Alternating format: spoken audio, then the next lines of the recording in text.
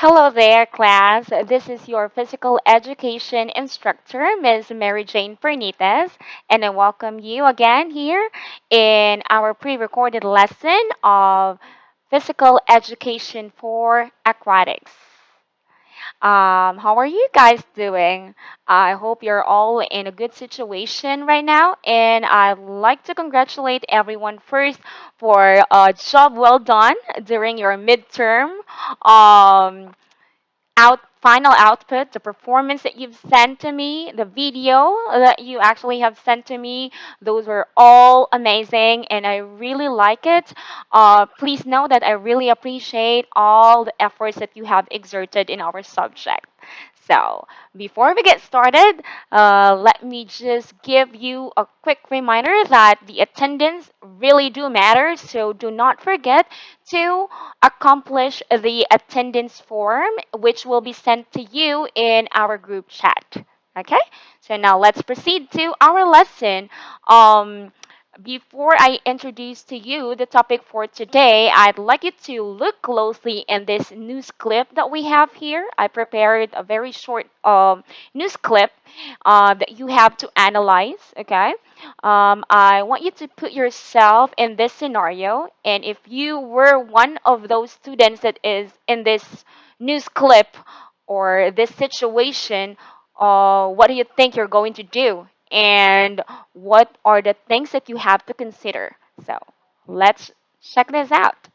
Wala man kasamang mga guro ang mga estudyante ng Bulacan State University na mag-field trip sila sa bahagi ng ilog kung saan nalunod ang ilan sa mga bata. Tanging local tour guides lang daw ang kasama ng mga estudyante nang mangyari ang aksidente. Balita hatid ni Cara David.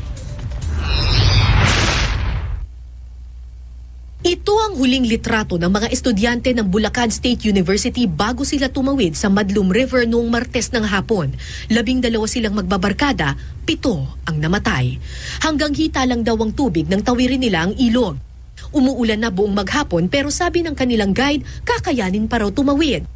May lubid na nakakabit para hawakan ng mga bata sa pagtawid, pero ang lubid hanggang sa gitna lamang ng ilog. Kaya nang dumating ang malakas na agos ng tubig, naipit sa gitna ang mga bata. Sa litratong ito, kitang-kita ang pagyayakapan ng mga bata sa gitna ng ilog. 12 silang lahat nakatuntong sa isang nakausling bato. Sinubukan pa raw ng mga local tour guide na itawid ang mga estudyante. Isa si Daniel sa mga maswerteng naitawid sa Pampang. Sumusobra na talaga yung lakas ng tubig, yung natatangay na kami. Tapos nagugulungan na po yung paa namin ng tour guide ng mga batong malalaki. Pero makalipas ang ilang minuto, dumating ang mas malakas pang agos ng tubig. Nagkawatak-watak ang grupo. Natataon na po talaga kami kasi halata sa kanila. Hindi nila alam yung gagawin nila, hindi nila kayang iligtas yung sarili nila. Maswerte si Hana, hinatak raw siya sa Pampang ng isang lalaking nagpakilalang professional swimmer. Pero hindi singpalad ang kanyang mga kasamahan. Sila Sean po, sila Mikael po, inaanod po sila ng tubig.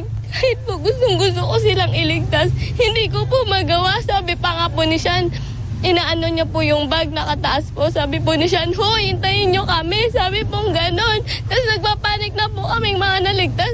Nakalabas na sa ICU ang 2 sa mga survivor. Patuloy naman ang dalamhati ng pamilya ng mga batang biktima. Pero higit sa lungkot, galit ang kanilang nararamdaman. Paniwala kasi nila pinabayaan ng eskwelahan ang mga bata. May negligence po talaga yung school. Unang-una nga po, sana naman lang sa papunta doon sa bus, meron po silang teacher na hindi po nangyari. Tapos nung tatawid din daw po sila, wala rin daw po silang kasamang teacher.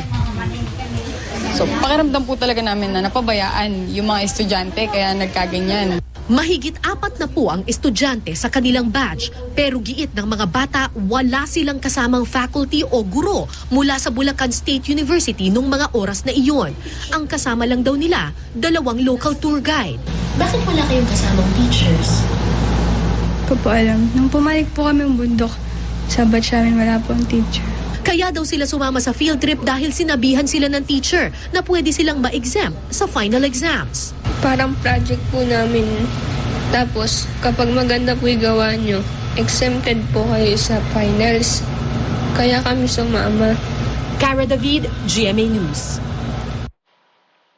Wala man kasama. Okay, so let us process the things that we have just witnessed in that news clip. So, my first question, although I know you guys can't answer me because this is a pre recorded lesson, but I just want you to take down notes, okay, of my guide questions. First question, how do you feel? After watching the news, how do you guys feel? Me personally, I feel so pity to those students who lost their lives. They could have actually saved themselves by not even risking, right? Going to that river, knowing that the weather condition is not really that good, right? Well, I'd like you to please include your reactions to this video and your reflection to the video using the attendance form, because I included there a space that you can freely put or include your reactions and your reflection about the video. Connecting the video to our topic for this pre recorded lesson, we will be talking about water rescue techniques and basic water safety tips. Why do we have to learn this? Well, we have to learn this because aside from this is part of the curriculum, this is a life skill that everyone should know. Right? I believe everybody would agree that it's very important, like in the video, if they have known this kind of technique, or they could have at least saved their lives or saved someone else, right? Being in that situation is really hard, even if you are a professional swimmer, but it will be more hard if you don't even know what to do and you don't have any, you know, prior knowledge as to what should be done in that kind of situation. So, this lesson will absolutely uncover the skills that you should learn and also the things that you have to develop in order for you to know basic water safety tips and how you can do rescue skills. Okay? Develop rescue techniques. So, let's have first the objectives of water rescue. So, the purpose of emergency response is a water rescue shall be defined as any incident that involves the removal of victims from any body of water other than a swimming pool. This shall include rivers, creeks, lakes, washes, storm drains, or any body of water, whether still of moving. So, just like, for example, the one that we just watched. Okay? So let's know first what's water drowning incidents. What are the causes of this? So, water drowning incidents generally occur because victims either knowingly enter the water, like what they decided, right? They decided to still enter the water despite of the weather condition, or otherwise find themselves in the water and unable to remove themselves from the dangers associated with that body of water. There is always a possibility of more victims becoming stranded because of the good intentions of caring citizens and or untrained rescue personnel trying to help. So, very important class that you have to secure yourself first, especially that you are not a trained rescuer. So you have to bear in mind that you have limitations. Even a professional rescuer has limitation, how much more us that we are not trained to do rescue, right? So this lesson will just give you an overview and also basic skill that you can do, but other things that we will be learning in this lesson, it's just a good to know information, and you need not really to apply those things, especially if you have not undergone a formal training for water safety. Okay, and that's actually for your own safety. So now let's have first the safety considerations of rescuer. Rescuing a drowning person is the last resort, and you should do everything possible to avoid getting into a dangerous situation in the first place. Yes, that's correct. Why? Again, as what I have mentioned earlier, you have to secure yourself first. Okay? Because our life is just one. You only have one life, and of course, if you are going to jump there and rescue someone without even you being trained professionally, there's a high chance that there will be two of you who's going to be a victim, and it might worsen the scenario or the situation. So if you have to make a rescue attempt, think of your own safety first and never put yourself in danger. If the rescue is too dangerous, wait until the emergency services arrive.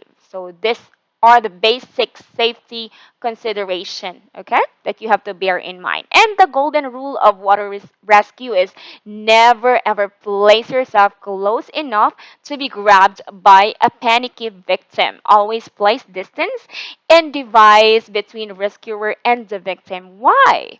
Well, there's a high chance that out of panic, you might be grabbed by the victim without him or her intending to, drown you, but it's actually a natural response of the body whenever you are in that kind of situation. They just want to breathe, they just want to be alive. So, whatever possible things or person that they might grab, they will definitely grab it for them or for their body to go up.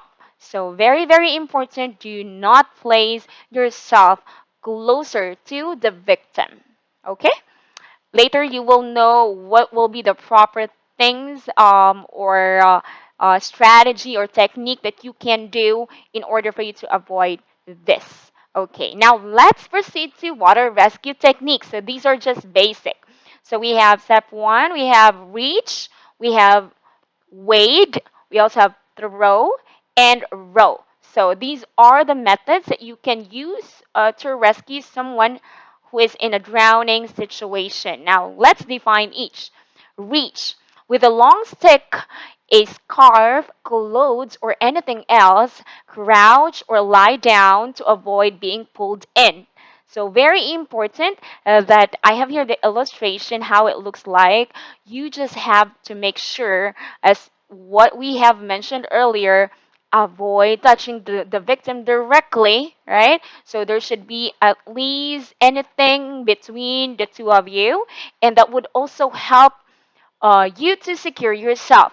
So you can use long stick, a scarf, a clothes, or anything else that's longer to be able to reach that person who's drowning. And make sure that you have something there that you can hold on to, because you might grab the person and he or she is heavier than you.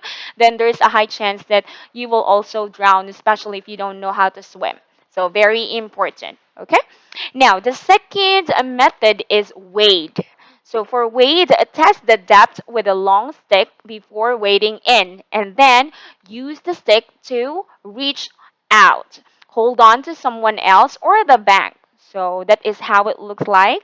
So it's very important before you get into the water, you have to check first the level, okay, the depth of the water before going there. Okay? So again, secure yourself first. Okay. The third one is throw. A rope is best. You can then pull in the person, otherwise throw something that will float. It's either a ball, a plastic bottle, a life buoy. This will keep the person afloat until help comes. So you can definitely use the mentioned things earlier. This will help the drowning person to at least hold on to something and wait for the rescuer to get in the water and help them. So that's actually the row. Now let's proceed to row. So use a boat if there is one nearby, and if you can use it safely, okay? Do not use it if you don't know how to do it. So do not try to pull the person on board in case they panic and capsize the boat. So you can actually use this scenario here. Okay, just make sure that you do not put yourself at risk. If you don't know how to do that, then better not do it. Okay? That's the example of row. Now let's watch this short clip here.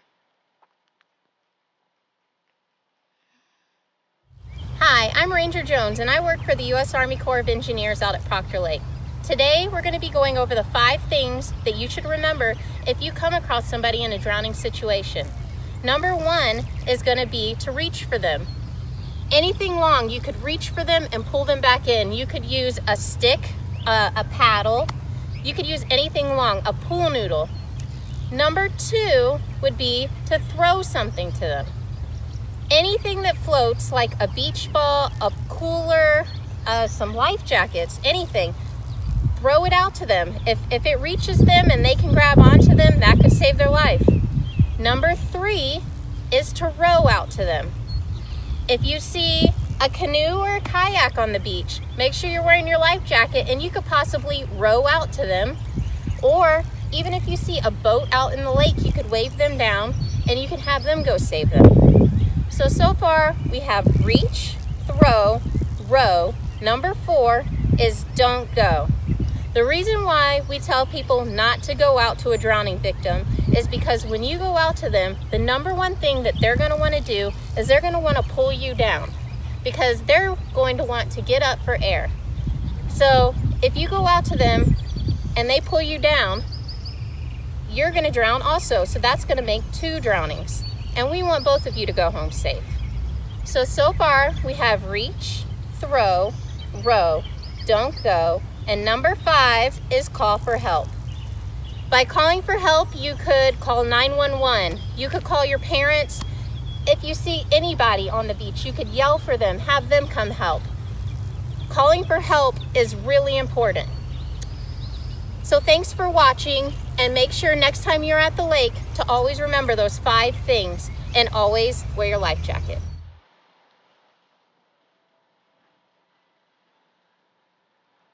All right, so that is the reason why even professional swimmers are required to wear life jackets because, things might happen. Unexpected incident might happen, so at least you are safe. And as what I have mentioned, and I keep on mentioning, you have to make sure to secure yourself first, okay? Do not put yourself in a dangerous situation. So before you row, make sure that you're wearing your life jacket. So don't forget the 5 tips. Those are basic things that you have to know. Okay, now let's identify the types of drowning victims. So let's have the first one here. We have tired or weak victim. So these are calm and will reply to the spoken words. It's just that they're really tired. And then we also have panicked victim. Poor swimmer, frightened and frantic, must be approached with caution. Contact should be avoided. Speed is important. Will remain on the water for several minutes. So very, very important. You should know this. Okay. Non-swimmer, we have non-swimmer lacks the ability to remain at the surface and generally will submerge in less than a minute and able to call or wave for help and must be recognized on the basis of his inadequate movements and facial expression and able to grasp an object thrown nearby because of course this person cannot swim, so speed in rescuing this type of victim is very essential. Okay, and yeah, that's the same with earlier. That's panicked victim. Okay, this time this is just a good to know information as to how well in the future maybe you might want to enroll to a water safety course to be a lifeguard. So I think this is very, very essential for you to know and to watch how we approach its type of victim, the drowning victim.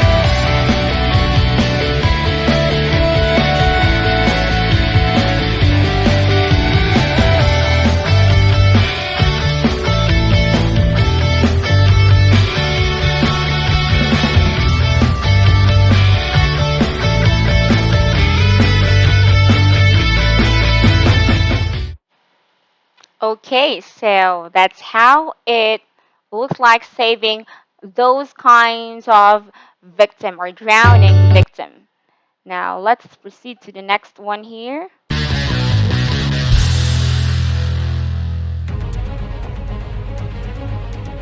Okay, before I play that, you might be facing a situation wherein nobody is with you and it's just yourself, and that you have to really save yourself out in the water, out of drowning. So these are the things, two things that you might actually be able to do. I think you guys are aware of this already, because we had this as our lessons in midterm, but I just want to put emphasis on the importance of these things. So keep watching.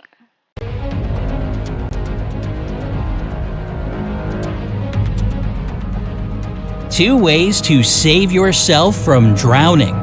Even the most experienced swimmers can find themselves in a situation where something has gone wrong and they start to drown. That's why it's crucial to know what to do and what not to do in this scenario. One day, this knowledge might save your life. Remember to click the subscription button and ring the notification bell to join us on the bright side of life. First of all, let's have a look at some statistics about drowning. In fact, drowning is one of the most widespread causes of death worldwide. With regards to the US, there were approximately 3,500 unintentionally fatal drownings a year from 2005 to 2014. This means that approximately 10 people lost their lives in the water every day. Sadly, according to specialists, most of these deaths could be avoided if people knew what to do in a critical situation. And that would be, don't panic. Surprisingly, when a person is drowning, they need to fight not the water, but their instincts. The thing is, when somebody feels that they aren't in control of the situation, they start to flail as hard as they can. By panicking, they make themselves submerge deeper and deeper. As a result, they get exhausted quickly and can't stay afloat long enough to wait for help. The first thing you should See, that's actually what I was talking about with you guys during our midterm lesson. If you start panicking, everything actually is in the mind and it's being controlled by our mind. So your mind would definitely send like message to your body to be stiff. And when you're in stiff scenario, then definitely it will not help you be afloat.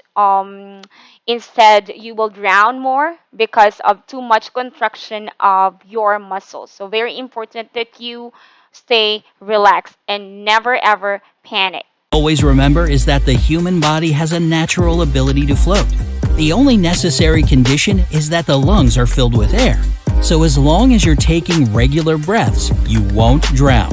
Unfortunately, you can't hold your breath forever. When you exhale the air that keeps you buoyant, you sink into the water for a short period of time. That is when you might start to panic. And, as you know, panic is what you need to avoid by all means, since it's the most common cause of drowning. Experienced lifeguards can easily draw a picture of a typical drowner. A person realizes they're in trouble. They attempt to attract attention by waving their arms, but this brings them out of the water. According to the laws of physics, they become heavier and start to sink faster. Instinctively, this person starts to struggle to get up and to gasp for air, but these hectic movements pull them underwater. So what's rule number 1? Try to keep your panic at bay, and please don't stop breathing. Assuming you've managed to overcome your panic, you're on track to breathe normally. Now it's time to conserve energy so that you can wait for help to arrive. You can do this by assuming one of two positions, either floating on the water or treading water. First of all, let's see how to tread water correctly. Your body has to stay upright, and your head should be above the surface. You need to move your arms and legs to keep yourself afloat. You can use your arms and legs together, just your legs, or just your arms. Try to shift your arms horizontally back and forth. If you start moving them up and down, you'll begin to bob around. As a result, you'll waste a lot of precious energy. Make sure your palms face the direction of your arms' movements. There are several ways to move your legs when you're treading water. Your instincts can make you use a frog kick, aka breaststroke, or a flutter kick used in freestyle. If you're still too anxious, you might even start to move your legs in circles. But although all these techniques will make your body move upward, you'll waste too much energy. The best way to move your legs is to rotate each leg in a different direction. This motion may take some time to master, but once you do, you can stay in the water vertically for hours. Remember that one of the most important things about treading water is being calm and breathing slowly. This way, you won't get tired and you will improve your energy. So again, do not ever forget. First, you have to be calm, okay? You have to really stay calm. And second, breathe slowly. Do not ever stop breathing, okay? And you won't get tired if you do that. You will also improve your energy because in this kind of situation that you're drowning and no one is there to help you, then you really have to conserve your energy as much as possible, right? So you can be rescued by someone else when rescue arrives. So there. Efficiency as well.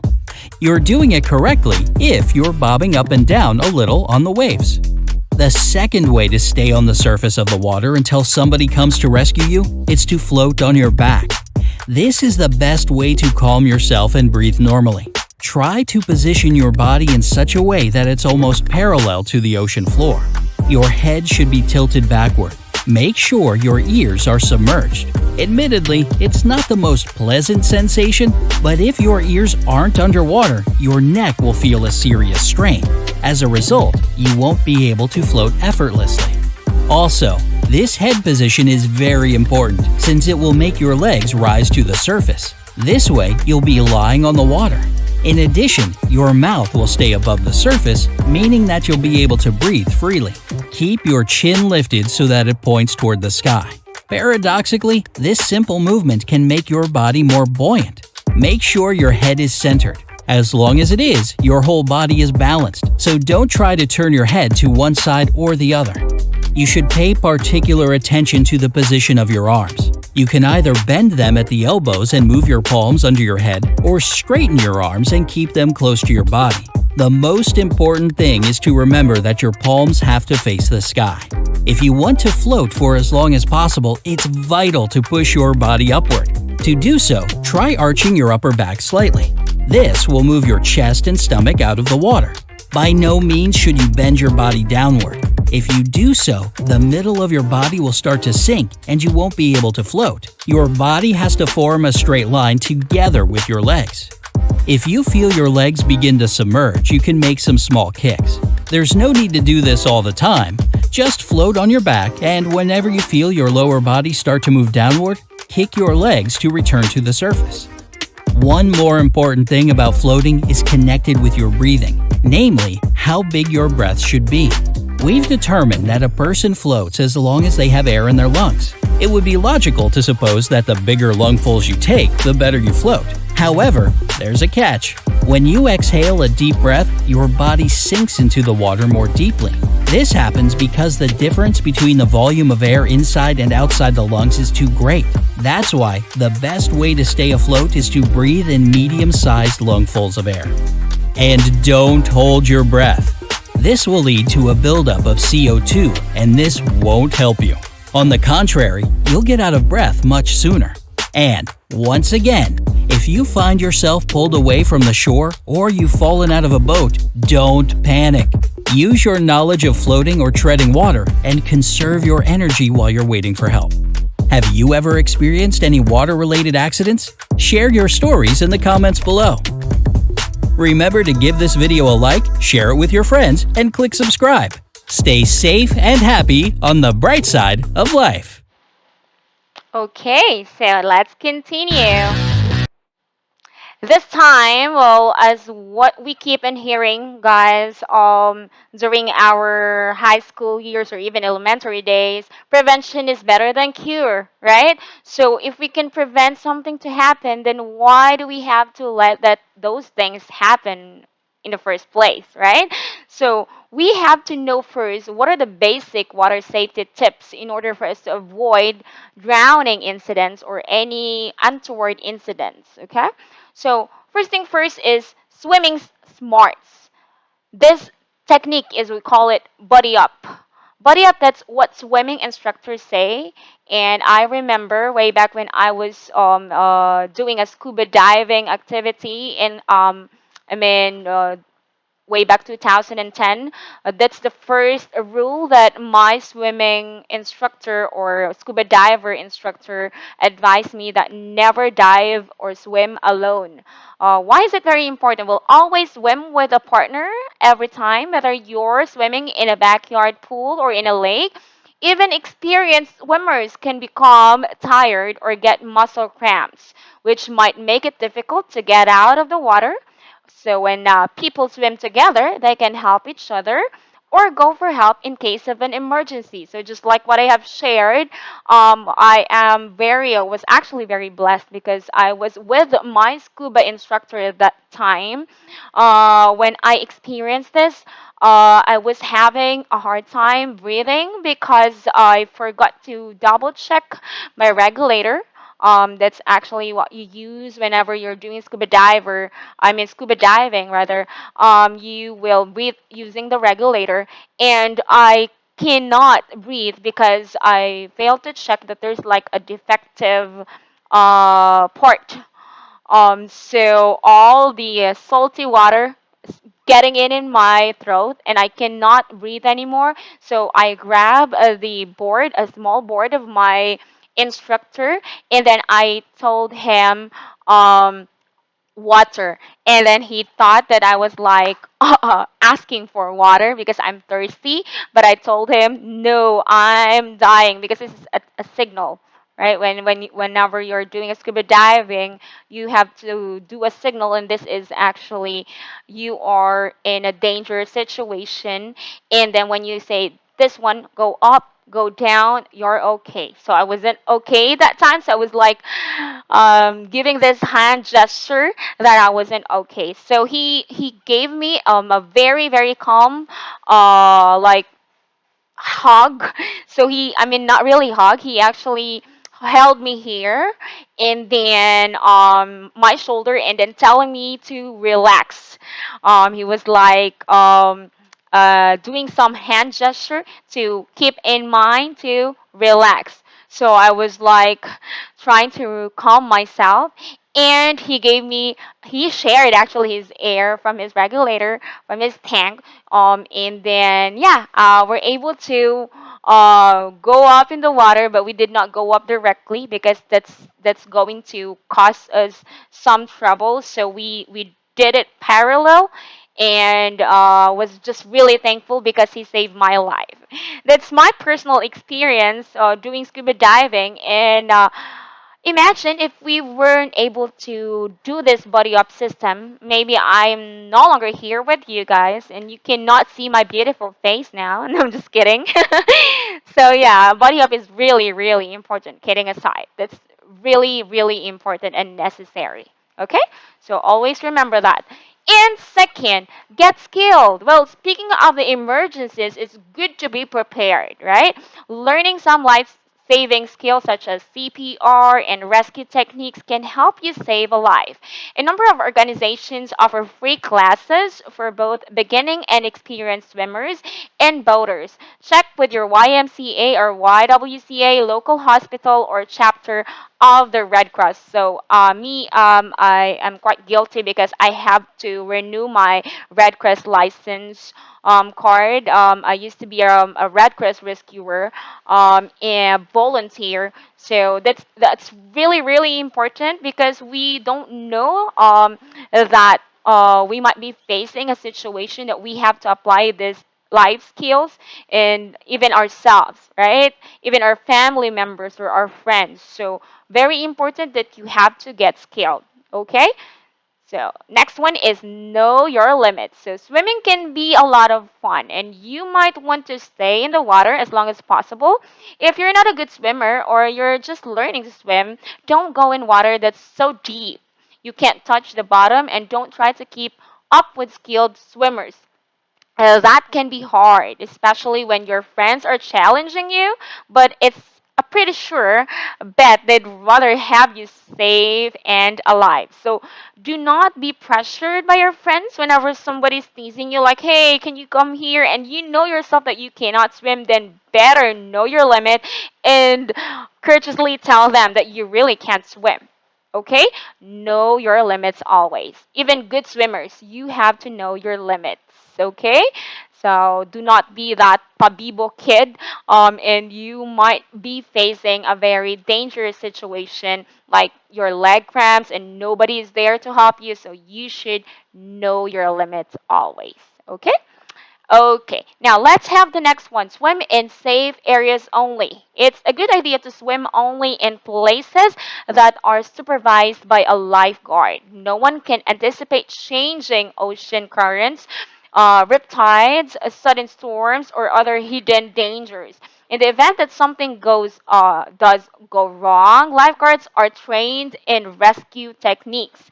Swimming in an open body of water like a river, lake, or ocean is different from swimming in a pool. You need more energy to handle the currents and other conditions in the open water. So it's more dangerous if you are in an open water scenario than in a swimming pool, right? Because swimming pool is more still compared to the open water. So very important that you should know the areas where you find yourself safe and is highly recommended by the resort.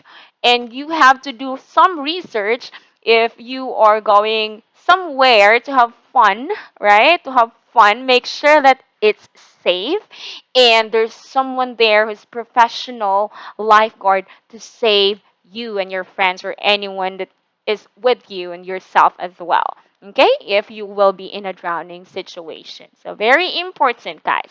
Now, next is be careful about diving. Diving injuries can cause permanent spinal cord damage, paralysis, and sometimes even death. Protect yourself by only diving in areas that are known to be safe, such as the deep end of a supervised pool. If an area is posted with no diving and no swimming signs, pay attention to them. And a no diving sign means the water isn't safe for a head first entry. Even if you plan to jump in feet first, check the water's depth before you leap to make sure there are no hidden rocks or other hazards. Lakes or rivers can be cloudy and hazards may be hard to see. Very important that you have to be extra careful when diving.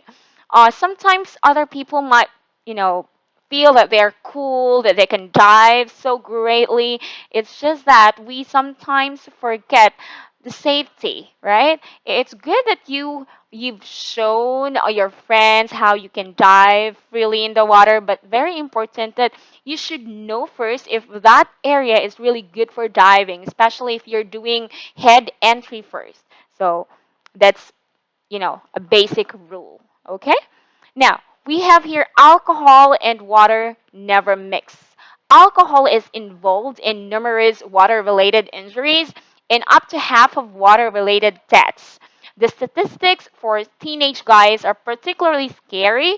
One half of all adolescent male drownings are tied to alcohol use. So, very important that if you're swimming with your friends and you guys had fun, drinking alcohol, you have to stay out in the water. Do not, please know your limits, okay?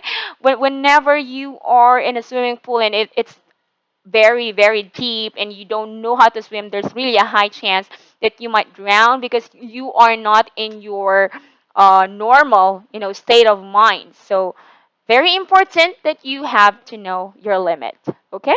And never ever mix alcohol and water, okay? All right, so wrapping up time. So let's wrap up our lesson. Safety in and on the water depends upon a number of things. It begins, of course, with the ability to swim well enough to care for oneself under ordinary conditions. It does not, however, end there.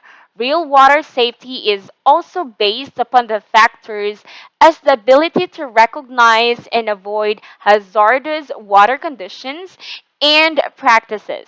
Ability to use self-rescue skills to get out of dangerous situation is also a factor.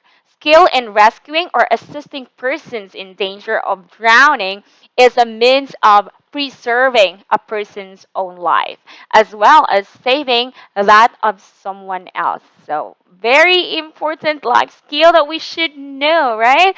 And I challenge you to share this knowledge that you just learned from our subject and always apply it within you. Okay? You alone, I will be very happy if we come across in the future and you tell me, Mom MJ, I was able to use the skill that you taught us, and that's really, really amazing. It shouldn't end here in our lesson because this is absolutely a life skill that you should know. So these are the references that where I got those information that we had, and the assessment will be sent to you via Google Form link. It will be sent in the chat box. Okay. So guys, thank you so much for watching, and please do not forget to share, like, and subscribe. And you might as well click the notification bell so you will be notified with the new videos that I'll be uploading in our channel. So again, this is your hashtag super energetic instructor, Miss MJ Pernitas. Thank you so much and keep safe, everyone. Bye.